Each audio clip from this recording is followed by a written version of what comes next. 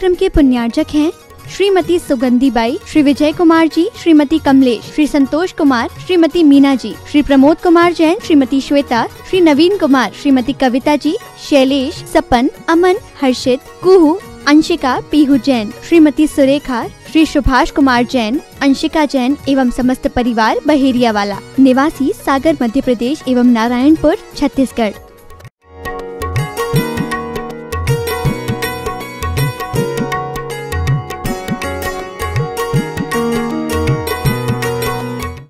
कितनी over working चलती है? 13 घंटे की वर्किंग साधु करता है या 13 घंटे की वर्किंग आप अपने जॉब सेक्टर में भी करते हैं, तो उससे भी आपकी क्षमता खत्म होती है।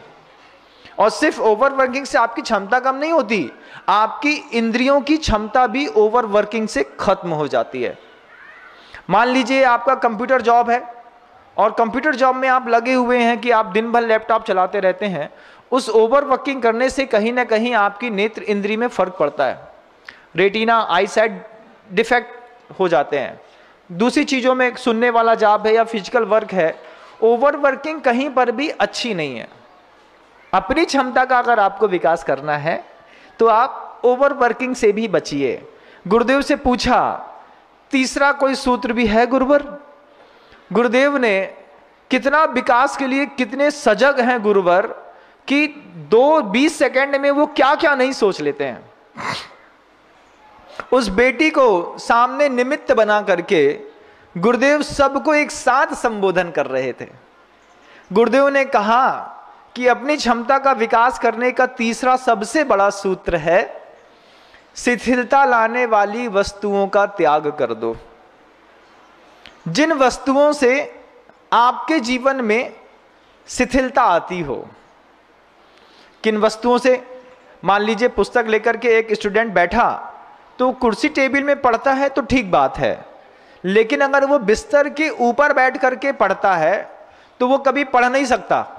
5 मिनट तक सीधा बैठ के पढ़ेगा, फिर उल्टा लेट करके किताब तकिया के ऊपर रखेगा, फिर धीरे से किताब को तकिया के नीचे दबाएगा, पंखा चालू करेगा और सो जाएगा। क्या है? शिथिलता लाने वाली चीजें।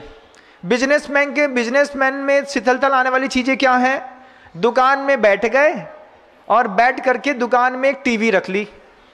अब टीवी रख करके आप दिन भर टीवी में या तो मूवी देख रहे हैं, या आप न्यूज़ सुन रहे हैं, या आप सॉन्ग सुन रहे हैं, तो दुकान में टीवी का कोई काम नहीं है, वो आपको शिथिल करता है। अगर बिजनेसमैन है तो, साधु हैं तो शिथिलता लाने वाली वस्तुओं का त्याग करो। ऐसा भोजन का त्याग करो जिससे तुमको बहुत ज़्यादा प्रमाद आता है।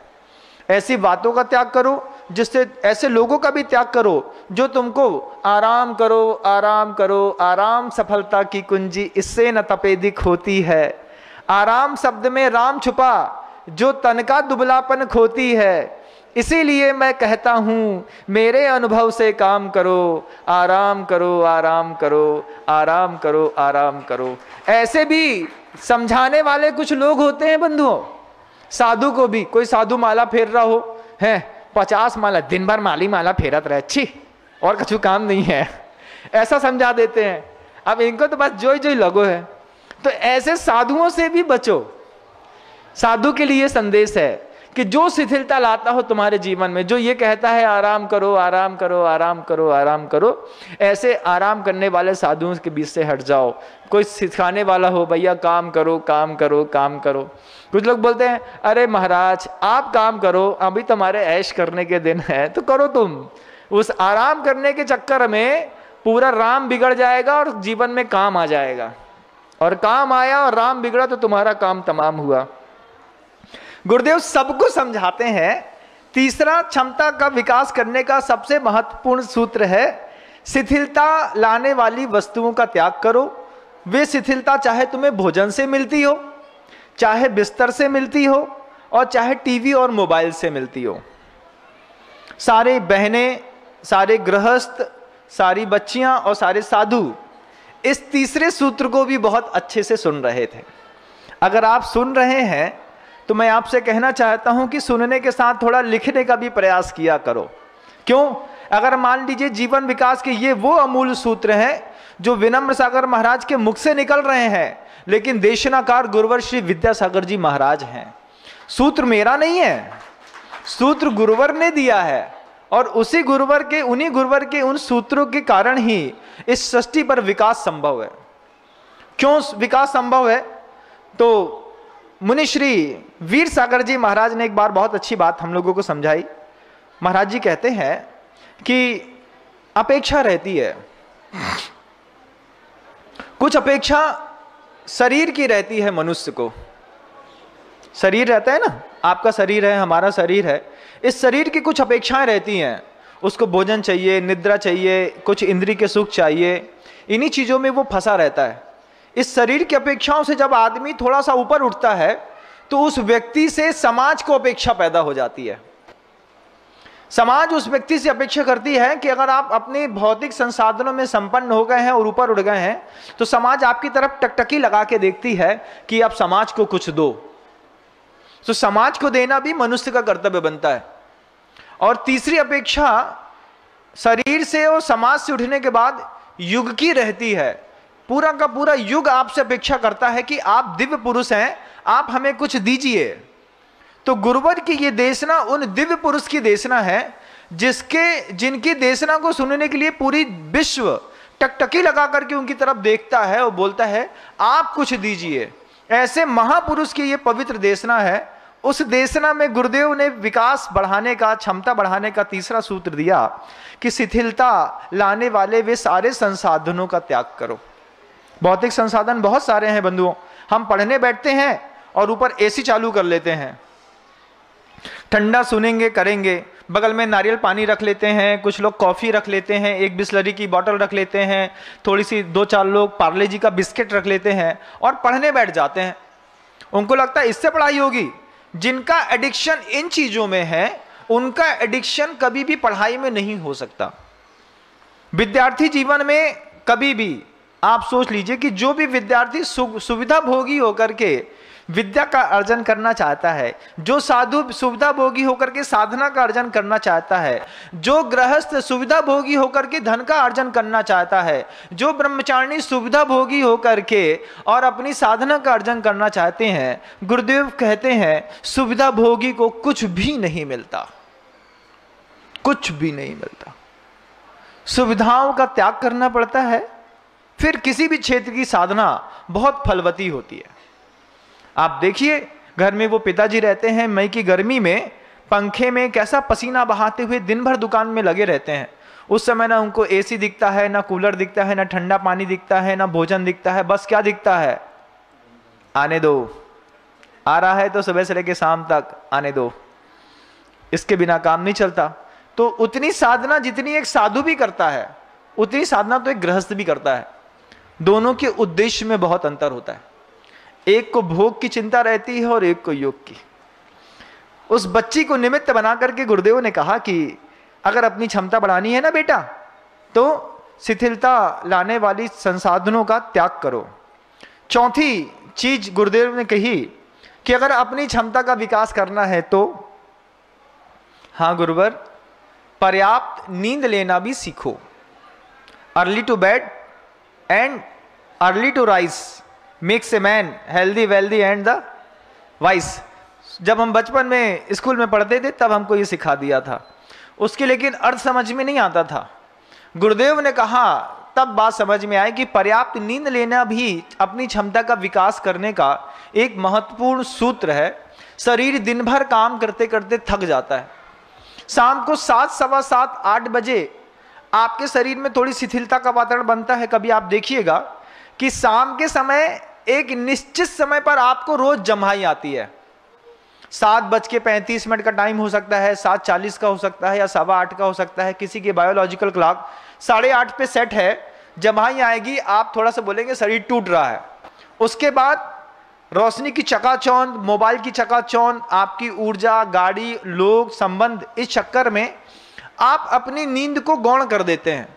और एक बार वो नींद के स्तर से आप छूटे तो सीधे वो नींद आपको फिर रात में 2 बजे, 1:30 बजे, 12:30 बजे आती है।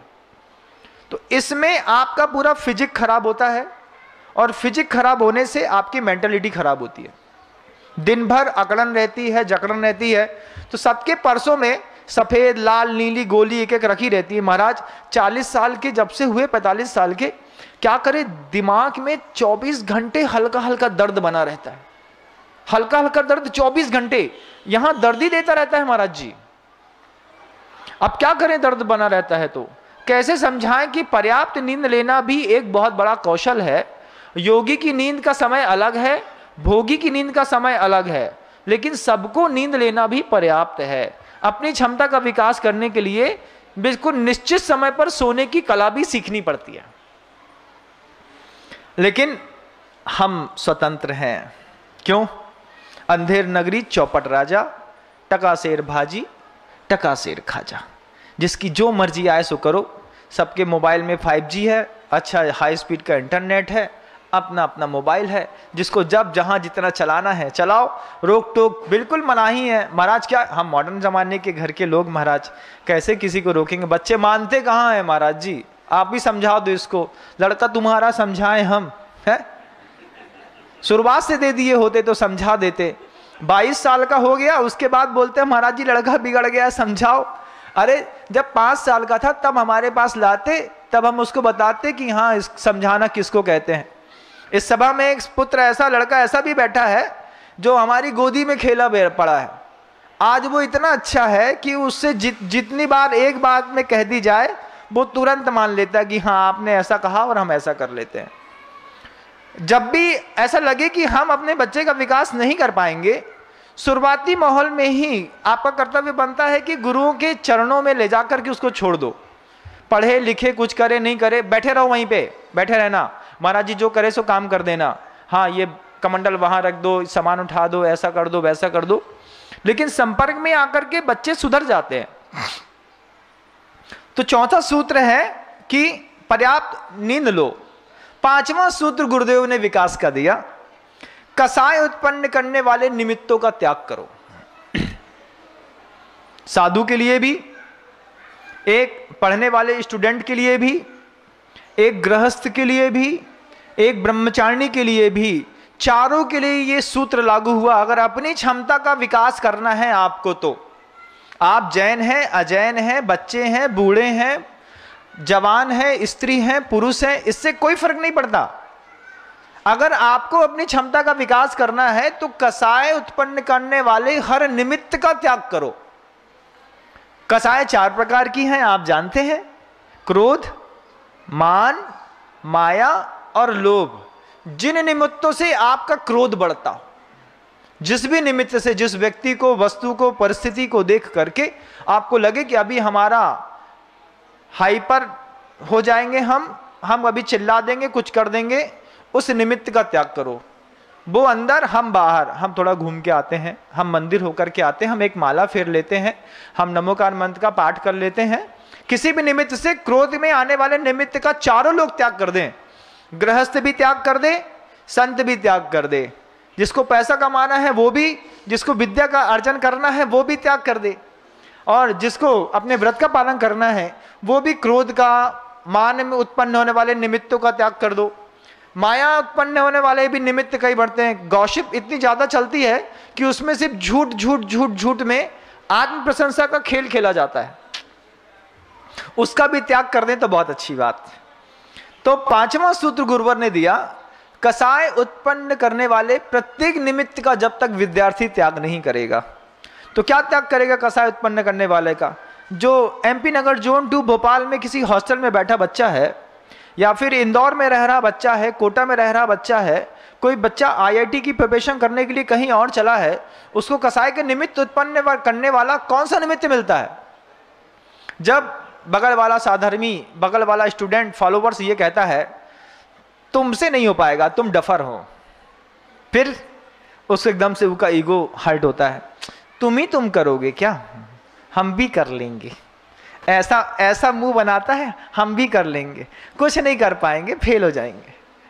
तो जब ऐसा लगे कि कोई कसाय आपकी भड़का रहा है, कई बार मान कसाय को भड़का करके बड़े बड़े काम करा लिए जाते हैं। जैसे मंथरा ने कैकेयी का मान कसाय भड़का करके राम को वनवास दिलवा दिया। बार बार मंथरा कैकेयी के कान में बोलती थी, आप इतनी सूरवीर हैं, आप इतनी सुंदर दिखती हैं, महाराज सबसे ज्यादा आपको ही चाहते हैं, आपको ही सब मिलना चाहिए, यही इसका दावेदार है। बार बार महारानी की जय हो जय हो जय हो ऐसी मंत्रा बोलती रही, कैकेयी के कान में बार बार विष घोलती रही। ऐसे आपकी दुकानों में भी कितने लोग आ जाते हैं जो शाम को आ जाएंगे चूना तमाकू खाते हुए, काय भैया क्या चल रहा है, बस। और अपन क्या हुए, शुरू हो गए, अपन क्या शुरू हो गए, अरे आओ बैठो बैठो बैठो, क्यों, अरे भैया आपका तो कहने क्या है, दिन भर कितनी दुकान चलती है, कितनी सेवा करते हो। उसने थोड़ी सी मांग कसाई भड़काई, हम फूल के गुप्पा, छाती बाहर। अब बताओ यार क्या भाई क्या चल रहा है, अरे भैया क्या बताएं, उसके घर में ऐसा है और वहां ऐसी परिस्थिति बन गई है, लेकिन आपका तो बहुत बढ़िया। अरे हम तो ऐसा करते ही नहीं, हमारे घर का स्टैंडर्ड देखो, तरीका देखो, ये देखो वो देखो, हमने अपनी झाड़ी उसने अपनी उतारी और चलता बना। आपको मान कसाई के सिंहासन में बैठाया, उसने अपना काम साधा। अरे भैया वो क्या अभी हमारा पेमेंट आया नहीं, अगर 12-15 हज़ार मिल जाता तो, ऐसे खुजाता रहेगा ऐसा ऐसा थोड़ा थोड़ा, अरे ले जाओ ना, कोई बात थोड़ी है, ले जाओ ले जाओ। अब उसने 15 हज़ार साधा, दूसरी दुकान में बैठ के देखा, फिर क्या बोलता है, हाँ बे मूर्ख चंद थे, उन्हें थोड़ी मूर्ख बनाओ, 15 हज़ार हाथ में आए, अब 5 दिन को काम चले, बाद में देखी जाए। ऐसे संसार में कई लोग हैं बंधुओं ठगने वाले। हमने तो सिर्फ सुनी सुनी बात है, आप लोग तो भोगते होगे। जो भी आपकी मांग कसाई को थोड़ा उद्वेलित कर दे, फिर तो आप फूल के गुप्पा। तो जो भी कसाई उत्पन्न करने वाले निमित्त हैं, चाहे वो विद्यार्थी जीवन में हो, चाहे वो गृहस्थ के जीवन में हो, चाहे वो संत के जीवन में हो, या फिर चाहे किसी ब्रह्मचारिणी त्यागी व्रती के जीवन में हो, प्रत्येक व्यक्ति को अगर अपनी क्षमता का विकास करना है, जिस भी निमित्त से कसाय पैदा होती है, क्रोध मान माया लोभ की, उस निमित्त का त्याग कर, आपकी क्षमता बढ़ जाएगी। बहुत सरल और सटीक सूत्र है, गुरुवाणी है बंधुओं, ये देशना बेकार नहीं जाती, बस हम इसको इंप्लीमेंट नहीं कर पाते। हम अपने रथों में ऐसे बैठे हैं कि भटक जाते हैं। श्री कृष्ण ने एक बार अर्जुन से कहा था, अर्जुन से कहा कि अर्जुन तुम रथ अपना चलाओ, अपने ही रथ में रहो, बस एक काम करो, घोड़े अपने रथ में मेरे जोत लो, रथ तुम्हारा तुम उसमें चलो, बस घोड़ा हमारा जोत लो, फिर दुनिया में तुमको कोई हरा नहीं सकता। इस गुरुवर भी इस बात को बहुत अच्छे से कहते हैं कि शरीर तुम्हारा, जिंदगी तुम्हारी, सिर्फ विवेक का घोड़ा हमारा। हमारे विवेक के घोड़े से अपनी जिंदगी जी के देखो, देखो तुम्हारी जिंदगी अगर सूर्य के रथ में परिवर्तित होकर के शानदार ना बन जाए तो कहना। गृहस्थी ही जीवन में जीना है, लेकिन सूत्र गुरुवर के लगाओ, घोड़े गुरुवर के जोतो अपने में, क्योंकि तुम्हारे पास घोड़ा है ही नहीं, तुम्हारे पास सिर्फ गधों की फौज है।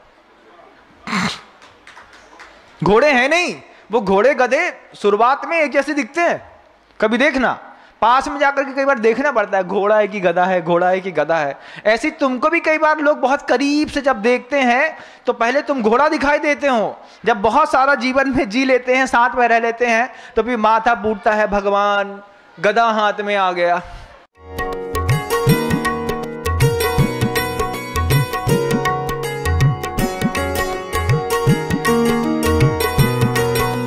इस कार्यक्रम के पुण्यार्चक थे श्रीमती सुगंधी बाई, श्री विजय कुमार जी, श्रीमती कमलेश, श्री संतोष कुमार, श्रीमती मीना जी, श्री प्रमोद कुमार जैन, श्रीमती श्वेता, श्री नवीन कुमार, श्रीमती कविता जी, शैलेश, सपन, अमन, हर्षित, कुहू, अंशिका, पीहू जैन, श्रीमती सुरेखा, श्री सुभाष कुमार जैन, अंशिका जैन एवं समस्त परिवार बहेरिया वाला, निवासी सागर मध्य प्रदेश एवं नारायणपुर छत्तीसगढ़।